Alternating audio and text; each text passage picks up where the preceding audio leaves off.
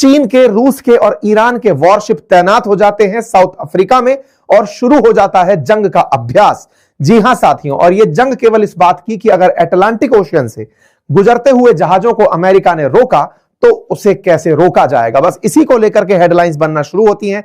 China, Russia, Iran join South Africa for naval drill as tension run high.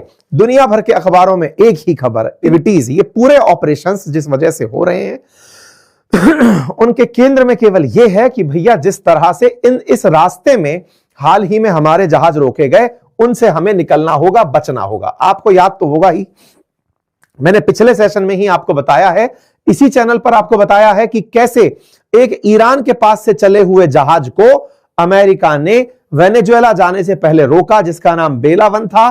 फिर ये यहां जाने से बच करके निकलने लगा और जब यहां पर पहुंचा एक रूसी जहाज, तो अमेरिकियों ने उस रूसी जहाज को पकड़ लिया। हमने कल के सेशन में आपको बताया था, इससे रूस और अमेरिका के बीच तनातनी बढ़ गई थी, क्योंकि यहां पर रूस ने उसे अपना जहाज क्लेम किया और यूएस ने उसे वेनेजुएला की शैडो फ्लीट कहकर रोक लिया। मेरे प्यारे साथियों, जहाज सबका होता है, हाई सी में सभी देश अपने जहाज लेकर चल सकते हैं। पानी सबका होता है, माफी चाहूंगा, जहाज सबका नहीं, पानी सबका होता है, हाई सी सबका होता है, और उसमें सभी देश अपने जहाज लेकर चल सकते हैं। ऐसे में जब रूसी जहाज को अमेरिका ने यह कहकर रोक लिया कि ये तो वेनेजुएला के नाम पर चल रहा था, हमारे सामने झूठ बोल करके निकल रहा था, इससे इस जगह पर टेंशन बढ़ने लगी। हालात इतने बिगड़े कि रूस की सबमरीन तक यहां तक पहुंच गई, डिस्ट्रॉयर खड़े हो गए। लगने लगा कि अमेरिका और रूस एक दूसरे के आमने सामने युद्ध के स्तर पर हो जाएंगे, लेकिन फिर भी रूस की समझदारी से एक बड़ा हमला रुक गया। लेकिन ट्रंप यहां रुकने वाले नहीं हैं, वो लगातार दुनिया भर में दिक्कतें खड़ी कर रहे हैं। ताजा दिक्कत उन्होंने ईरान में खड़ी की है। ईरान में जबरदस्त प्रोटेस्ट चल रहे हैं, यहां पर जो खमने की सरकार है उसको उखाड़ फेंकने की पूरी तैयारी चल रही है। ऐसे में ईरान और जितने भी प्रताड़ित देश हैं अमेरिका से, उन्होंने लगभग एका करने का सोच लिया है, ऐसा लग रहा है। रशिया, चाइना, साउथ अफ्रीका और ईरान, ये चारों देश मिलते हैं अटलांटिक ओशियन के इस किनारे पर, क्योंकि यहां से इन्हें वेनेजुएला बिल्कुल नजदीक दिखता है। बोले एक बार अपन इस जगह पर आइए और अभ्यास कर लेते हैं। यही हुआ। साउथ अफ्रीका के केप टाउन के पास इन सब ने अपनी अपनी नेवीज को इकट्ठा किया। इस अटलांटिक ओशियन में इन्होंने अभ्यास शुरू किया कि यदि अमेरिका ऐसा करेगा तो हम लोग क्या कर सकते हैं। आपको मैं बता दूं कि दुनिया में जो सबसे ज्यादा चीन के साथ रूट यूज में होता है यूरोप का, या तो वो स्वेज कैनाल के थ्रू होता है, यानी कि अटलांटिक सी से होता हुआ जिब्राल्टर स्ट्रेट, मेडिटेरेनियन सी, स्वेज कैनाल, और फिर यहां से बाबे मंडल होते हुए या तो इंडियन ओशन के थ्रू होते हुए मलक्का स्ट्रेट से होता है, या फिर यहां से अटलांटिक ओशन से होता हुआ South Atlantic Ocean, Cape of Good Hope होते हुए इंडियन ओशन से होते हुए मलक्का स्ट्रेट और फिर चाइना। इन सभी ट्रेड रूट्स में से जब ये रूट बाधित होता है तो सबसे ज्यादा केप ऑफ गुड होप वाला होता है।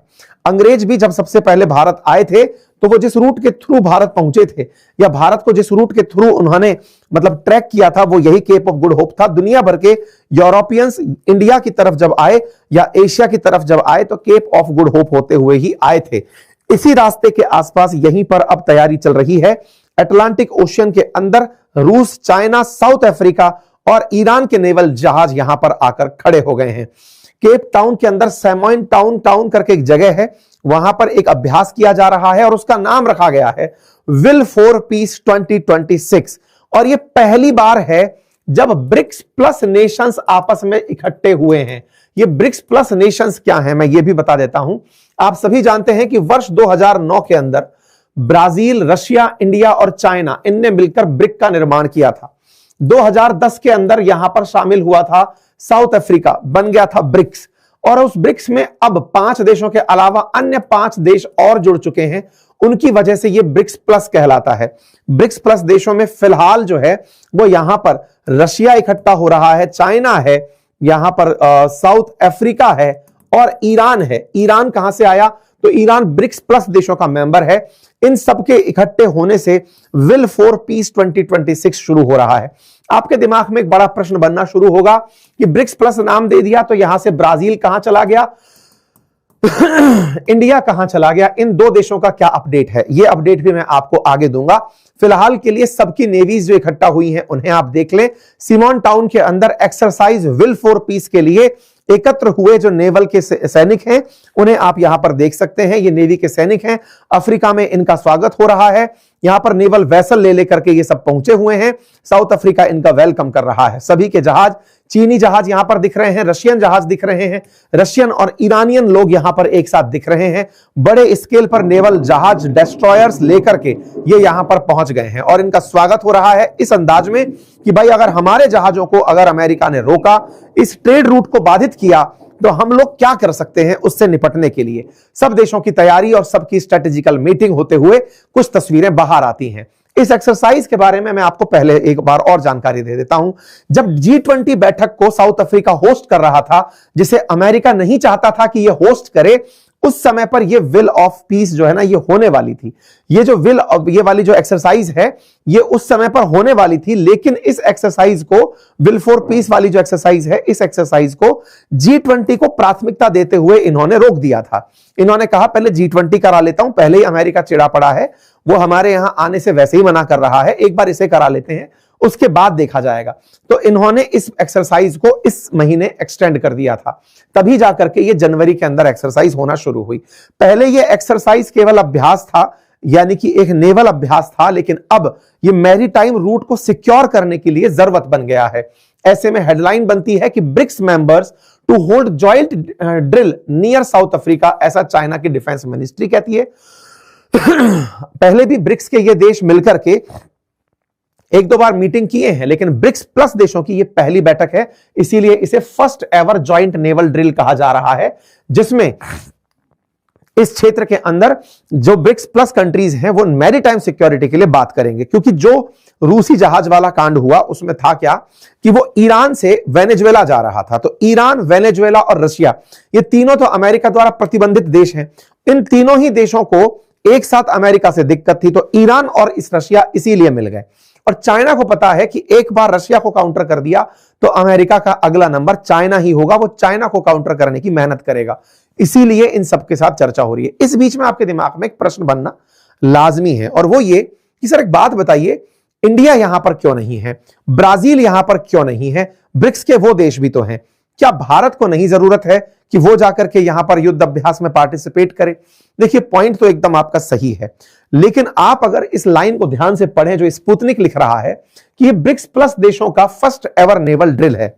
भारत कभी भी सैन्य गठबंधनों में शामिल नहीं हुआ है। भारत ने क्वाड का भी जब सैन्यकरण शुरू हुआ था, जिसको चाइना ने काफी क्रिटिसाइज किया था, एक्सटेंडेड नाटो जिसे कहा था, भारत उससे भी पीछे हट गया था। आपको याद होना चाहिए कि भारत हमेशा सैन्य गठबंधन से दूर रहा है। यह वो दौर था 1945 में जब नाटो का, मतलब सेकेंड वर्ल्ड वॉर के बाद नाटो की तैयारियां चल रही थी। उस समय पर रशिया वालों ने सोवियत रूस के नेतृत्व में WTO, वार्सा ट्रीटी ऑर्गेनाइजेशन नाम का एक सैन्य गठबंधन बनाया था, लेकिन भारत ने कहा कि हम नामधारी रहेंगे, नॉन अलाइन मूवमेंट चलाएंगे, लेकिन हम किसी भी गठबंधन में शामिल नहीं होंगे। अमेरिका लगातार ब्रिक्स को यह कहते हुए क्रिटिसाइज करता आया है कि ये ब्रिक्स को इकोनॉमिक कॉपरेशन का गठबंधन बताते जरूर हैं, लेकिन किसी का उद्देश्य इकोनॉमिक कॉपरेशन लगता नहीं है। ये आपस में आगे चलकर एंटी अमेरिका सेंटिमेंट ही फैला रहे हैं। आपको याद होगा बीच में ब्राजील के अंदर जब इस तरह की बैठक हो रही थी, तब डी-डॉलराइजेशन की चर्चा से ट्रंप एकदम चिढ़ गए थे कि ये ब्रिक्स करेंसी बनाने के जिक्र करने वाले देश हमें हल्के में ना ले, डॉलर को हटाने के बारे में ना सोचें। तो ट्रंप को जो डर है असल में ब्रिक्स से, ये लोग वही कर रहे हैं। ये असल में सब मिलकर के ट्रंप के खिलाफ कहिए या अमेरिका के खिलाफ कहिए, सैन्य गठबंधन बना रहे हैं। भारत इस सैन्य गठबंधन में शामिल नहीं है। यह भारत की तरफ से कोई स्टेटमेंट नहीं है, लेकिन यह भारत का हमेशा से विश्व को लेकर रुख रहा है। वो सैन्य अभ्यास जरूर करता है, लेकिन जब वो किसी देश के खिलाफ हो रहा हो या किसी एक्टिविटी के खिलाफ हो रहा हो या किसी ऑर्गेनाइजेशन के नाम पर हो रहा हो, तो सामान्यतया वो उससे बचता है। मैं आपको याद दिला दूं कि जो ब्रिक्स है वो बनाया इकोनॉमिक कॉपरेशन के लिए गया था। वर्तमान में इसके अंदर 10 से अधिक सदस्य हैं। 11वां जो मेंबर सऊदी अरब है, वो अमेरिका के डर से ज्वाइन तो कर लिया, लेकिन सदस्यता के अंदर अपनी परमिशन नहीं दिया है, तो वो अटका पटका चल रहा है। अर्जेंटीना मना कर दिया है। कुल मिलाकर के ब्रिक्स के हाल वैसे भी ट्रंप के सामने कमजोर पड़े हुए हैं। ये इकट्ठा होकर ना तो डॉलर के मुकाबले कोई करेंसी लाने की हिम्मत कर पाए और ना ही ये सैन्य गठबंधन के अंदर कोई बड़ी स्ट्रेंथ रख पाए। लेकिन अब क्या करें, जब इनको तेल बेचना ही है, ईरान के पास तेल है, रूस के पास तेल है और चाइना को एक्सपोर्ट करना है, इन सभी देशों की जरूरतें समुद्र के अंदर बहुत ज्यादा हैं। इन्हें पता है कि अगर हम अपने हकों के लिए नहीं लड़े तो एक दिन अमेरिका इनको घर से बाहर निकलने का भी टोल वसूलेगा। ऐसे में इनकी मजबूरी बन गई है कि ये इस अभ्यास को कर रहे हैं। कुल मिलाकर के ये ब्रिक्स कंट्री ट्रंप के खिलाफ कहिए या अमेरिका के खिलाफ बचने की तैयारी कर रही है। ऐसे में क्या पुतिन वाकई में ट्रंप के खिलाफ इस मोर्चे में कामयाब होंगे? क्या वो वाकई में ट्रंप को जिस तरह यूक्रेन के सामने अभी तक नहीं अपने आप को पीछे हटवाए, क्या वो ऐसे अपने आप को बचा पाएंगे? तो देखिए, सवाल हमेशा बना रहेगा, क्योंकि मादुरो की गिरफ्तारी होना रूस के ऊपर एक बड़ा सवाल था। मादुरो का वेनेजुएला से उठकर चले जाना, वेनेजुएला इस उम्मीद में था कि रूस उसे बचाने आएगा, अमेरिका के खिलाफ कोई एक्शन लेगा, क्योंकि मादुरो ने कुछ समय पहले ही रूस के साथ स्ट्रेटेजिक टाई की थी। बकायदा उसकी हेडलाइन सजी थी, लिखा गया था कि अगर रूस मतलब वेनेजुएला में कोई भी एक्शन होता है तो रूस वेनेजुएला के साथ खड़ा रहेगा, लेकिन ऐसा कुछ नहीं हुआ। इतना ही नहीं, अमेरिका ने दुनिया के सामने से रूस का डर निकालने के लिए उसके जहाज को कैप्चर कर लिया और जहाज कैप्चर करके यह दिखा दिया कि मादुरो के साथ ना चीन खड़ा हो पाया था, ना रूस के साथ खड़ा हो पाया था। इस तरह से मादुरो को अकेला छोड़कर उसने दुनिया के सामने से चीन और रूस का डर निकाल दिया। और अब जब वो ईरान के अंदर सत्ता परिवर्तन की लहर चलाया हुआ है, उस समय रहा सहा जो और डर है कि भाई ईरान कुछ कर सकता है, ईरान आतंकवादी हमले करवा देगा, वो सब खत्म कर रहा है अमेरिका अपनी सुप्रीमेसी को बढ़ावा देने के लिए।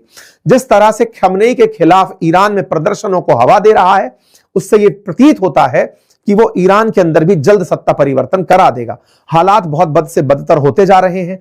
ट्रंप ने ईरान के अंदर लोगों को धमका दिया है, कहा है कि अगर कुछ भी किया तो मैं सैन्य कार्रवाई कर दूंगा अगर जनता के खिलाफ कोई भी एक्शन लिया। अब सवाल यह बनता है, फिर साउथ अफ्रीका में ऐसा क्या मतलब वो आ गया, दम आ गया कि वो कह रहा है कि मैं नेवल अभ्यास में एंट्री करूंगा। देखो, साउथ अफ्रीका को पता है कि ईरान में सत्ता परिवर्तन होते ही अमेरिका का अगला निशाना, देखो ग्रीनलैंड ले लिया, ग्रीनलैंड के बाद में ईरान, गाजा तो जा चुका है, मतलब समझिए गाजा अब अमेरिका का हो चुका है, इधर की तरफ ग्रीनलैंड जो है वो अब हो ही जाएगा। ईरान में सत्ता परिवर्तन 10-15 दिन के अंदर हो जाना है। मतलब जिस तरह से ट्रंप की गति चल रही है, मैं उस हिसाब से बात कर रहा हूं। उसके बाद उनके विरोधियों में नंबर जो है ना, वो या तो इनका है या लूला का है।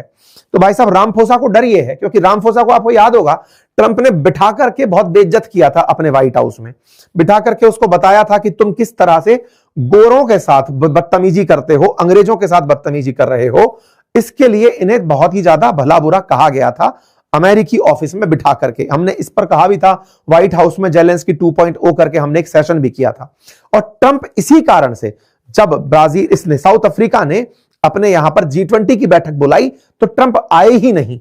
और तो और इस साल मतलब 2026 में G20 अमेरिका में होने वाला है, तो इस साल साउथ अफ्रीका को वो नहीं बुलाएंगे, ये अनाउंस कर चुके हैं। लेकिन G20 को साउथ अफ्रीका अरेंज करा के ट्रंप को बायकॉट करवा दिया था कि G20 में भी लोग ट्रंप को नहीं चाहते। लेकिन ट्रंप तो ट्रंप है, ट्रंप अपने दम पर अब अगला जो एक्शन ले सकते हैं अंतरराष्ट्रीय बेइज्जती का, वो साउथ अफ्रीका से है। इसी वजह से साउथ अफ्रीका के साथ मुसीबत क्या फंसी है कि वो जानबूझकर जल्दी से साथ आ रहा है रशिया चाइना के, क्योंकि हम सब मिल गए तो सुरक्षित रहेंगे, अगर अकेले रह गए तो दिक्कत हो जाएगी। तो भैया हम दोनों का क्या है? देखो, इंडिया के केस में तो बहुत ही विकट स्थिति है।